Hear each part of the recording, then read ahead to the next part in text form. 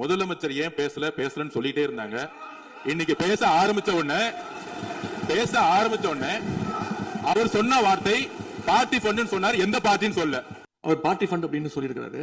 அவர் அமைச்சர் அந்த party fund எந்த பார்ட்டின்னு கூட சொல்ல தைரியம் தான் சொல்லுங்க, நாங்க அதெல்லாம் பேஸ் பண்ண தயாரா இருக்கோம். எதையும் ஆதாரத்தோடு எதையும் பேசுங்க. நீங்க பேசிக்கிட்டே இருப்பீங்களா, நாங்க பார்த்துக்கிட்டே இருக்கணுமா? இந்த பக்கம் இருக்கிற உறுப்பினர்களை பார்த்து ஏய் அப்படின்னு உரிமையில் விழிப்பதை உங்கள் மூலமாக கண்டிக்கிறேன். அந்த வார்த்தையை அவை குறிப்பில் இருந்து நீக்கணும். கண்ணியம் காத்து மாண்புமிகு பேரவைத் தலைவர் அவர்களே, திராவிட முன்னேற்ற கழகம் முதல் நாளில் இந்த சபையுடைய மரபையும் பாரம்பரியத்தை பற்றியும் நமக்கு வகுப்படுத்தார்கள். அந்த மரபுப்படி எங்களுடைய தலைவருடைய வழியில் இந்த சட்டசபையுடைய நிகழ்வுகளில் நாங்கள் கலந்து கொண்டிருக்கிறோம். நேற்றைய எதிர்க்கட்சி தலைவர் பேசும்பொழுது எவ்வளவோ வார்த்தைகள் உண்மைக்கு புறம்பாக சட்டத்திற்கு எதிராக ஒரே நிமிஷம் பேசுறேன். சட்டத்திற்காக பேசும்பொழுது நாங்கள் அமைதியாக இருந்தோம். ஒரு 2-3 முறை தான் அவரு பேசும்போது மினிஸ்டர்கள் இருந்துச்சு நின்னாங்க. ஆனா இன்னைக்கு மாண்புமிகு முதலமைச்சருடைய முதல் உரை கடந்த 4 நாட்களாக திராவிட முன்னேற்ற கழகம் முதலமைச்சர் ஏன் பேசலன்னு சொல்லிட்டே இருந்தாங்க. இன்னைக்கு பேச ஆரம்பிச்ச உடனே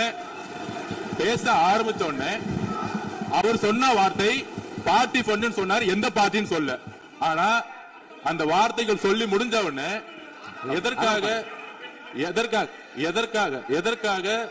எதற்காக முதலமைச்சருடைய பேச்சை இவங்க குறுக்கிறாங்கன்னு தெரியல. நீங்கள் சொன்னதுபடி முதலமைச்சர் பேச வேண்டும். பேசிய பின்பு கருத்துக்களுக்கு பதிலளிக்க அவர்கள் பதிலளிக்கும், நாங்கள் பதிலளிக்க தயார் இருக்கிறது பதிவு பண்றோம். பேரவைத் தலைவர்களே, நீங்க உட்காருங்க. நேற்று நான் பேசும்போது சில அமைச்சர்கள் குறுக்கிட்டு பேசினாங்க, அதற்கு நீங்க அனுமதி கொடுத்தீங்க. அதே மாதிரி இன்னைக்கு முதலமைச்சர் பேசும்போது சில வார்த்தைகள், தவறான வார்த்தைகள் பேசுறாரு. அவர் பார்ட்டி ஃபண்ட் அப்படின்னு சொல்லியிருக்கிறாரு. அவர் அமைச்சர் அந்த பார்ட்டி ஃபண்ட் எந்த பார்ட்டின்னு கூட சொல்ல தைரியம் தான் சொல்லுங்க, நாங்க அதெல்லாம் பேஸ் பண்ண தயாரா இருக்கோம். எதையும் ஆதாரத்தோடு எதையும் பேசுங்க. இங்க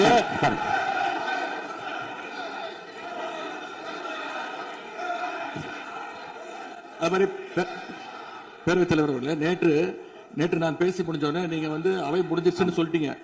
நாங்கெல்லாம் வீட்டுக்கு போய் டிவி போட்டு பார்த்தா அங்க இன்னொரு அமைச்சர் இன்னும் பதில் சொல்லிட்டே இருந்திருக்கிறாரு. அதுக்கெல்லாம் நாங்க இப்ப என்ன பதில் இது, என்ன மரபு இது? நீங்க பேசிக்கிட்டே இருப்பீங்களா, நாங்க பார்த்துக்கிட்டே இருக்கணுமா? அதே மாதிரி இன்னைக்கு முதலமைச்சர் அவர்கள் பேசும்போது நாங்களும் அமைதியா கேட்டுட்டு தான் இருந்தோம். ஆனா சில கருத்துக்கள் அவர் பேசும்போது அதை நாங்க அனுமதிக்க முடியாது.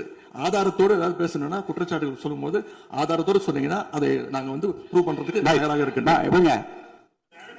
மாண்புமிகு உறுப்பினர் அவர்கள் இருங்க. நேற்று மாண்புமிகு எதிர்க்கட்சி தலைவர்கள் பேசியதும் மாண்புமிகு பொதுப்பணித்துறைகள் பேசியதும் ஆதாரம் இல்லாமல் பேசக்கூடாது என்று நான் சொன்னேன். ஆய்வு செய்து நீக்கப்பட வேண்டியது நீக்கும் என்று சொன்னேன். இப்போது மாண்புமிகு முதல்வர் அவர்கள் பேசி முடிக்கட்டும். நீங்கள் கூறிய கருத்துப்படி அதில் ஆதாரங்கள் இல்லாத குறிப்பாக இருந்தால் அது நீக்குவதற்குரிய உரிமை எனக்கு இருக்கிறது. ஆய்வு செய்து நான் நடவடிக்கை எடுப்பேன்.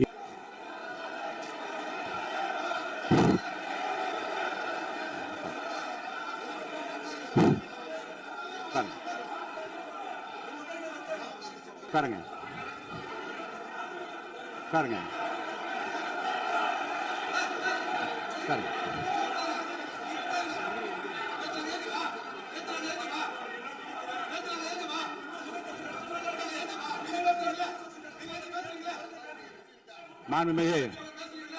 உறுப்பினர் அமைதி காக்க வேண்டும். அதில் பாயிண்ட் ஆஃப் கேளுங்க. அந்த விவாதத்தில் கேளுங்க. இப்போதும் மாண்புமிகு முதலமைச்சர் அவர்கள் பேசி முடித்த பிறகு நான் உங்களுக்கு அதுக்குரிய அவகாசத்தை தருகிறேன். நீங்க கேள்வி கேளுங்க. கேட்கிற உரிமையும் விளக்கத்தை பெற்றுக்கொள்ள உரிமை உங்களுக்கு இருக்கிறது. அதற்கு அவகாசம் நான் தருகிறேன். மாண்புமிகு தினம் கூட எதிர்க்கட்சி தலைவர் சொன்னதை முழுமையாக கேட்டு இறுதியில் ஒரு வாய்ப்பு தந்தீங்க. அதுவும் இல்லாம இந்த நேரத்தில் நேரலையில் நீங்களும் பாக்குறீங்க. அங்கிருந்து ஏய் உரிமையில் விழித்து இந்த பக்கம் இருக்கிற உறுப்பினர்களை பார்த்து ஏய் அப்படின்னு உரிமையில் விழிப்பதை உங்கள் மூலமாக கண்டிக்கிறேன். அந்த வார்த்தையை அவை குறிப்பில் இருந்து நீக்கணும். கண்ணியம் காத்து முதல்வர் முழுமையாக பேசுவதை காத்து கண்ணியம் காத்து இந்த சபைக்கு ஒரு மரபு இருக்கிறது. அதை மூத்த உறுப்பினர்கள் பின்பற்றபடி உங்கள் மூலமாக கேட்டுக்கொள்கிறேன். மாண்புமிகு முதலமைச்சர் அவர்கள் ஆனா இடையிலே குறுக்கீடு செய்யாமல் அதை முடிக்கும்படி நான் கேட்டுக்கொள்கிறேன். இல்ல இல்ல அப்படி இல்ல. ஆகவே இல்ல இல்ல இல்ல நேற்றைய தினம் நீங்கள் அப்படி பேசிக் கொண்டது ஆறாவது இல்ல நேற்றைய தினம் உங்கள் பேசுகிற போது ஆறாவது குறுக்கிட்டார்களா? நீங்கள் பேசுகிற போது யாருமே குறுக்கிடவில்லை. நீங்க எவ்வளவு பேசினீர்கள், எவ்வளவு வார்த்தைகள் பேசினீர்கள் என்பதெல்லாம் எங்களுக்கு தெரியும். யாருமே அதில் குறுக்கிடவில்லை. இது முதலமைச்சர், எங்கள் முதலமைச்சர் எதிர்க்கட்சி தலைவர் பேசுகிற போது யாரும் குறுக்கிட வேண்டாம் என்று சொன்னார்கள். அதை நாங்கள் பின்பற்றினோம். ஆனால் இன்றைக்கு நீங்கள் பின்பற்றவில்லை என்றால் வேதனையாக இருக்கிறார். முன்னவர் நேற்று எதிர்க்கட்சி தலைவர் பேசுகிற போது அடுக்கடுக்காக குற்றச்சாட்டுல வைத்தார். இப்போ அதற்குரிய மாண்புமிகு தினம் நீங்கள் முழுமையாக பேசினீர்கள். உங்கள் பேச்சுக்கள் எப்படி இருந்தது என்பதும் நாடறியும். இருந்தாலும் கூட நாங்கள் அமைதியாக இருந்தோம். இல்ல இல்ல நீங்க இருங்க ஒவ்வொரு வார்த்தைக்கு இருங்க. நீங்க மின்வெட்டையில நீங்க சொன்னீங்க உங்களுடைய முன்னாள் அமைச்சர் ஆற்காடு வீராசாமி இருக்கிற போது மின்வெட்டால் தான் நாங்கள் ஆட்சியே மாறியது என்றெல்லாம் சொன்ன கதையெல்லாம் இருக்கு. அதெல்லாம் சொன்ன பண்ணாங்க. நாங்களே அமைதியா இருந்தோம். அதுக்கு அங்கே தயவு செய்து எதிர்கட்சி தலைவருக்கு வாய்ப்பளிக்கிறார்கள். அந்த வாய்ப்பை நீங்கள் அவர் முதலமைச்சர் பேசுவதற்கு பிறகு பேசினால் அழகாக இருக்கும். அதை முன்னர் பள்ளி கல்வித்துறை அமைச்சர் மாண்புமிகு பேரவைத் தலைவர் அவர்களே, அவர் ஒரே ஒரு வார்த்தையை தான் சொன்னார். பார்ட்டி ஃபண்ட் என்ற வார்த்தை கேட்டு எதிர்க்கட்சி நண்பர்கள் கோபப்படுகிறார்கள். ஆனால் அதன் மீது உங்களுக்கு பாயிண்ட் ஆஃப் ஆர்டர் தருவதாகவும் நீங்கள் சட்டப்பேரவைத் தலைவர் சொல்கிறீர்கள். நேற்றைய தினம் இதே போல வெற்றி தலைவர் அவர்களினுடைய வழிகாட்டில் வளர்ந்த நாங்கள் சகிப்புத்தன்மையோடு அவர்கள் பல வார்த்தைகள் சொன்னார்கள். புதிதாக சோஃபா மாடல் என்றார்கள், குதிரை பேரம் என்றார்கள், எத்தனையோ வார்த்தைகள் சொன்ன போது சகிப்புத்தன்மையோடு அதை கேட்டு பொறுமையாக இருந்தோம். இவர்கள் குதிரை பேரம் எல்லாம் அவைக்குள் நீக்கப்பட்டு விட்டது. சரி, சோஃபா மாடல் என்று சொன்னார்கள். ஆதாரம் கேட்டு இப்படி எழுந்து நாங்கள் கொந்தளிக்காமல் ஒரு சட்டமன்றத்தில் ஒரு உறுப்பினர் எப்படி நடந்து கொள்ள வேண்டும் என்பதற்கு எடுத்துக்காட்டாக தமிழக வெற்றி கழகத்தின் உறுப்பினர்கள் நடந்து கொண்டார்கள். இப்போது மதிப்பிற்குரிய எதிர்க்கட்சி தலைவர் அவர்களே, உங்கள் ஊடாக நான் கேட்பது என்னவென்றால், அவர்களினுடைய கட்சி உறுப்பினர்களை அவர் அமைதிப்படுத்தி முதல்வர் அவர்கள் உரையை முழுமையாக கேட்டு சகிப்புத்தன்மைக்கு சட்டமன்றத்தில் இந்த பக்கம் மட்டுமல்ல அந்த பக்கமும் எடுத்துக்காட்டாக இருப்பதற்கு அவர் வழிவகை செய்ய வேண்டும் என்று உங்கள் மூலமாக கேட்டுக்கொள்கிறேன். மாண்பு முதலமைச்சர் அவர்கள்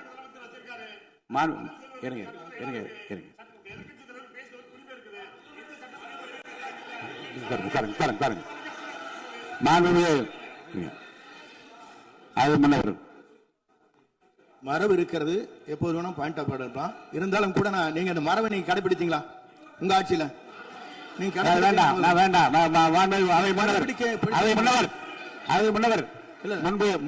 முன்பு எப்படி நடந்தால் என்பதை பற்றியோ முன்பு நடந்த நிகழ்வுகள் பற்றியோ நீங்கள் சொல்லி மீண்டும் இந்த அவையினுடைய மாண்பை குறைக்க வேண்டாம் என்று நான் கேட்டுக்கொள்ள வேண்டாம்.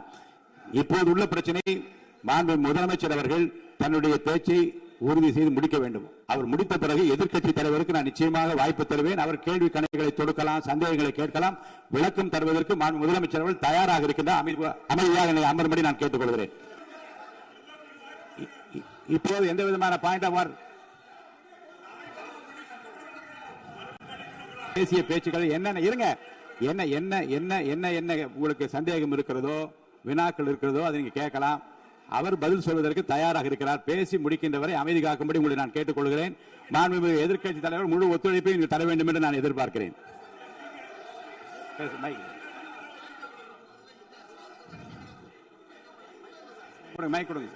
இப்பவும் சொல்றேன், மக்கள் பணத்திலிருந்து ஒரு பைசா கூட தொடமாட்டோம், தொடவும் விடமாட்டோம், தொட்டா விடமாட்டோம், இதுக்கு முன்னாடி தொட்டவங்களையும் விடமாட்டோம்.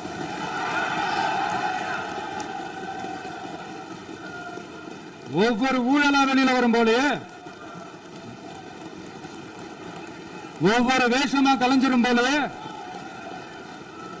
இங்க இருக்கிற நிறைய பேரு நடுங்கி போய் இதுல நம்ம மேல அவதூறு வேற. இப்ப புதுசா ஒரு வெப்பன் ஒண்ணு கொண்டு வந்திருக்காங்க. அது என்ன தெரியுமா?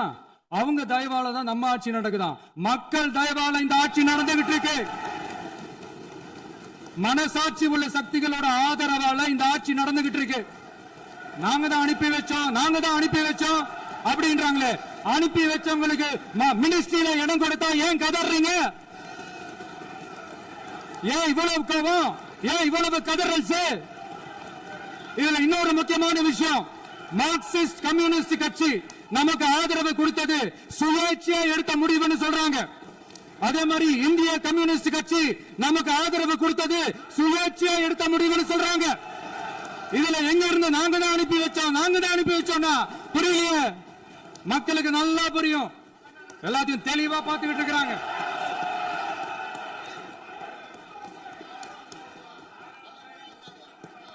முதலமைச்சர் கண்டினியூ பண்ணலாம். மாண்பு முதலமைச்சர்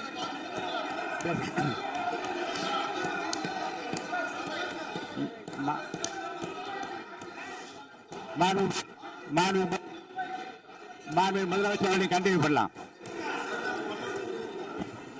நீங்க கண்டினியூ பண்ணலாம்.